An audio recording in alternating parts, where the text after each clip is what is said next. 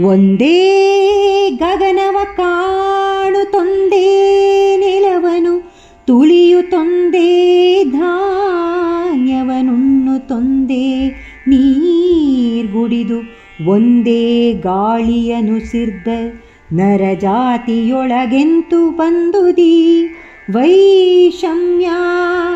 ನರಜಾತಿಯೊಳಗೆಂತು ಬಂದುದೀ ವೈಷಮ್ಯ.